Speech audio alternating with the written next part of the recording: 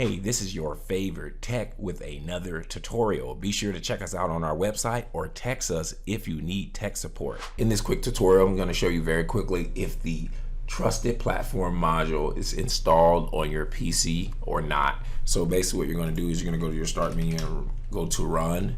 You can run and go ahead and click that. It's going to pop up this. Then I want you to put in tpm.msc. Press enter.